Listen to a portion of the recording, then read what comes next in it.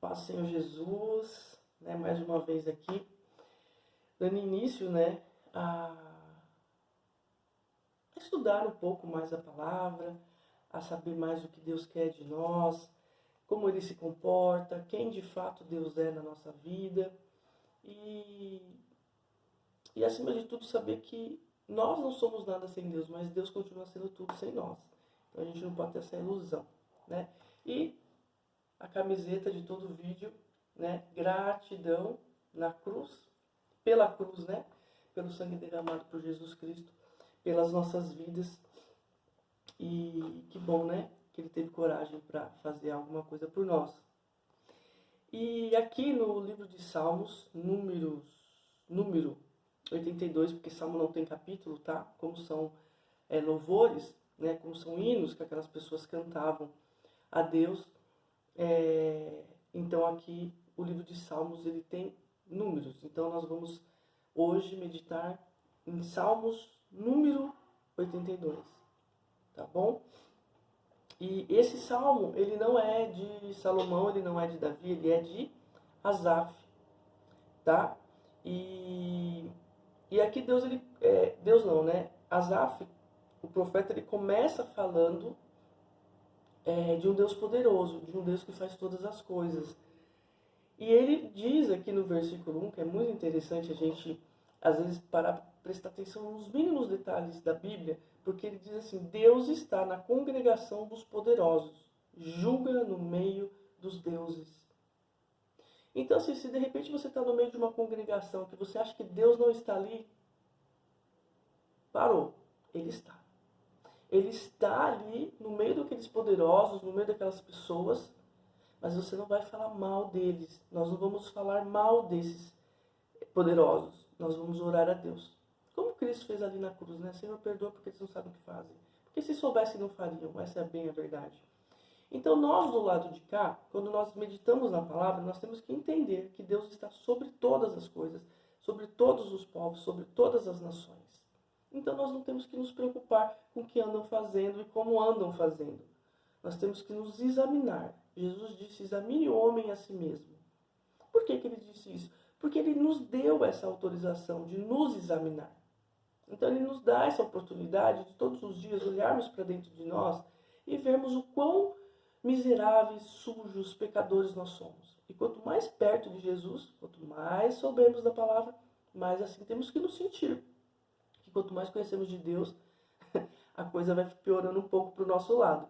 Mas tá tudo certo, porque Jesus morreu e nos justifica de todo o pecado. Todos aqueles que creem serão salvos pela fé em Jesus Cristo. Então, até aqui a gente não precisa se preocupar, porque tudo é um processo, tudo tem um tempo. Quando eu começo a usar uma caneta para escrever, ela vai me servir durante um tempo. Ela vai escrever algumas palavras, depois a carga acaba. É um processo, depois se inicia um outro processo. A caneta perdeu a validade? Não. Ela foi restabelecida, ela foi reabastecida, né? Ela recebeu uma carga nova, um alimento novo. Assim como nós, como cristãos, nós recebemos um alimento diário, todos os dias. Essa caneta ela pode durar uma semana, ela pode durar um mês, ela pode durar um ano. Depende do quanto eu vou utilizar. Então, quanto mais eu me gasto com as coisas de Deus, quanto mais eu me preocupo em estar no centro da vontade de Deus, mais eu vou precisar de alimento diário. Então, todos os dias, durante todo o tempo, eu preciso me alimentar. Né? Não é como uma caneta, que eu uso quando eu quero. Se eu não quero, eu troco, pego uma outra. E assim eu vou trocando. Tenho várias aqui, ó. Né? Tenho outros tantos aqui. Só pra gente entender. Eu uso todas, todos os dias? Não. Mas tem dia que eu cismo. E às vezes eu me vejo, sabe, como esses pacotinhos, como essas canecas de caneta. Deus, ele olha pra gente e ele cisma. Hoje eu vou usar aquela. E ele nos usa. Só que pra usar, tem que estar com carga. Tem que estar escrevendo. Só que a caneta ela não tem boca, então ela não fala. Entre aspas. Mas ela manda o recado. Porque através dela nós registramos as palavras. Só que hoje nós temos a boca. Né? Então, nós usamos o quê? Aquilo que Deus nos deu, que sai do nosso coração e vem e passa pela nossa boca para que a palavra chegue no coração das pessoas. E aqui é um salmo bem curtinho, tem 8 versículos somente, mas ele fala muita coisa. Então ele começa falando que Deus é um Deus de poder, que ele está entre os malucos de plantão, que ele está em todos os lugares, que ele julga os poderosos. Então a gente não precisa se preocupar, a gente só precisa orar e permanecer naquilo que Deus nos chama para fazer. Porque a gente não faz aquilo que a gente vê o outro fazendo, a gente faz aquilo que Deus chama a gente para fazer. E aí Deus, ele, nessa palavra, ele me diz o seguinte, como ele me disse até ontem, no devocional que eu fiz ontem, ele fala sobre os necessitados. Nós temos que ir a lugares, ir a ambientes, ou quando nos colocarmos em alguns ambientes, ou nos colocarem em alguns ambientes, nós temos que entender o seguinte: seja onde for, onde estivermos, nós temos que olhar e perceber quem são os necessitados. Nós temos que olhar quem é o pobre, quem é a viúva, quem é o órfão. Nós não temos que olhar para quem está fazendo coisas erradas, nós temos que olhar para aquele que precisa de Jesus Cristo. Né? Aqui é interessante que no versículo 2 ele fala: até quando julgareis injustamente? Então tem alguém julgando. Se ele está dizendo até quando julgareis, é porque tem alguém julgando.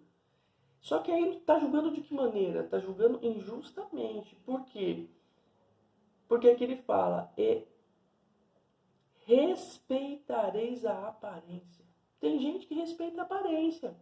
Uma aparência de poder, uma aparência de pastor, uma aparência de líder, uma aparência... sei lá, enfim, tem gente que gosta dessas aparências. Ele acha que, por exemplo, para ser um médico tem que estar de branco. Não sei. Então ele acha que, de repente, sei lá, você, para ser advogado, tem que estar de terno e gravata. Também não sei. Isso são coisas dos homens. Deus não está olhando muito para isso. Então aqui ele nos chama a atenção, Asaf, quando escreve esse louvor, que aliás a gente tem que tomar cuidado com o que a gente anda cantando aí, achando que é para Deus e não é. Mas isso é uma outra história para um outro devocional. E aqui, o interessante é que ele fala que nós temos que olhar para os órfãos, os pobres, os carentes, os oprimidos, os cativos. E então quando a gente vai para um lugar, seja o trabalho, seja na nossa família, nos ambientes sociais, isso não quer dizer que a gente tem permissão para ir para qualquer lugar. Mas se porventura, por algum motivo, formos incluídos num ambiente que não é de Deus, até ali a gente tem que olhar para quem é necessitado. Muitas vezes ele vai ter fome de comida, vai ter necessidade de roupas, né? Necessidade efetivas de cortar um cabelo, fazer uma barba, escovar uns dentes. Então a gente tem que se preocupar também com essas questões da higiene pessoal, da água, de servir fisicamente as nossas necessidades carnais. Mas aqui, né, eu vejo muito mais um povo necessitando hoje, nos dias de hoje, eu vejo muito mais as pessoas necessitando de vestes espirituais de santidade, de alimento espiritual, porque a boca fala que o coração está cheio. Então, assim, se aquela pessoa está falando coisas horrorosas, alguma coisa aconteceu ali e ela recebeu aquele alimento de alguma maneira. Porque o alimento ele entra pelo olhar e pelos ouvidos. E aí ele é processado na nossa mente e cai para o nosso coração. Agora, o nosso coração é terra. Que tipo de semente a gente está semeando ali? Né? Porque a palavra de Deus, às vezes, num dos evangelhos, né, Jesus ele conta a parada do semeador. E ele diz que as primeiras sementes, num momento, caíram em terra e ficaram pelo caminho, as aves comeram. Roubaram. Roubaram o que? A palavra, né? A palavra é a semente que Jesus está falando ali. Num segundo momento, caiu entre os pedregulhos. Não conseguiram se firmar ali também, morreram. Num outro momento, cai entre os espinhos, começa a crescer, mas depois os espinhos começam a alfinetar e aí morre também. Porque tem crente que é assim, tem crente que não está nem aí para a palavra, tem crente que às vezes até recebe, mas depois as pedras que estão no coração não deixam aquela semente crescer. Algumas pessoas até deixam crescer, né? Mas aí os espinhos, as dores, as mazelas, os mimimis da vida, fofoquinha, coisinha, aí começam a sufocar a palavra, e a palavra também morre. E tem aquelas pessoas que recebem a palavra e guardam, porque amam a Jesus, amam, né, aquela experiência de estudar e meditar na palavra e se alimentar daquilo todo dia. Então esses são tipos de pessoas, mas também para essa mesma passagem do semeador, existe, né, aquelas fases que nós passamos. Um dia a gente ouve e não está nem aí, outro dia a gente ouve, até recebe, mas depois não cuida e as pedras acabam não permitindo que aquela palavra cresça em nós. Depois a gente recebe no outro momento a palavra, até deixa crescer, mas aí vem uma dor e já leva embora a palavra também. E tem aqueles momentos que nós estamos mais maduros, e é esse momento que eu estou querendo dizer para vocês agora. Nesse momento que nós alcançamos uma maturidade espiritual, nós temos que olhar para os pobres. Se a gente ainda não está olhando para o pobre, para o órfão, para o necessitado, para a viúva, é porque nós não estamos nessa maturidade. Nós ainda estamos olhando para a carne, nós estamos ainda olhando para o homem, nós estamos olhando para os poderosos, nós estamos servindo às aparências e não a Jesus. E Isaías diz que Jesus veio sem formosura, exatamente porque Deus não queria que aquele povo visse Jesus como um rei de aparência, como era Saul, por exemplo. Então a gente começa com o primeiro rei, que é Saul, um rei lindo. Não se achava outro tão belo quanto ele naqueles tempos. E depois vem Jesus, que é a contramão de tudo, né? Nesse sentido de beleza, de estereótipo. Então aqui, o que eu quero mesmo meditar com vocês é isso. É que nós, independente dos ambientes onde estamos inseridos, seja igreja, seja a nossa família, a nossa casa, o nosso trabalho, a nossa vizinhança, o nosso bairro, enfim, não importa o ambiente. Nós não devemos olhar para a aparência. Nós devemos olhar para os necessitados. Porque aqui, esse salmo tão curtinho, fala tantas coisas. Poderia ficar horas falando, mas não dá, né? Nesses vídeos aqui, eu estou tentando limitar no máximo 15 minutos. Não que a palavra seja cansativa, mas é que, infelizmente, as pessoas, às vezes, não querem se permitir a ouvir tudo que Deus tem para falar. Então, fica aqui, né, esse devocional, né, que com muita humildade eu faço, sem aparências, né, e gratidão sempre pela cruz, né, porque aqui na cruz foi derramado o sangue do Cordeiro inocente pelas nossas vidas, pela minha, pela sua vida, e aqui a gente verifica que tem filhos das trevas e filhos da luz, filhos do bem e filhos do mal, filhos de Satanás e filhos de Deus. E como é que a gente sabe? Pela aparência? Não, não é pela aparência. Eu posso até arriscar que os filhos das trevas têm mais aparência do que os filhos da luz, viu? Eu ouso arriscar que os filhos das trevas têm uma aparência muito melhor que os filhos da luz. Porque o diabo ele tenta nos enganar. E é essa estratégia maldita que ele usa para que nossos olhares se fixem nas aparências. Mas uma caneta feia, uma caneta bonita, uma caneta de marca Montblanc e uma caneta de R$2 escrevem da mesma forma. Mandam o mesmo recado, têm a mesma utilidade. O que acontece é o tipo de carga que você coloca dentro. É o tipo de coisa, de mensagem que você vai emitir com essa ou com essa caneta. Independe. Mas se eu for olhar pela aparência, essa caneta vale muito mais. Essa caneta não vale nada. Há quem diga que essa marca desqualifica como caneta e passa a ser uma joia.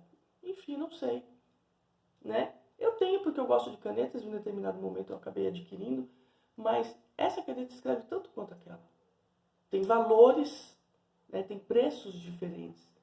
Agora, o que vai sair de cada uma delas, aí é que está o segredo, porque o valor do que essa caneta simplesinha pode escrever seja infinitamente maior do que o valor do que aquela caneta de aparência poderosa pode escrever.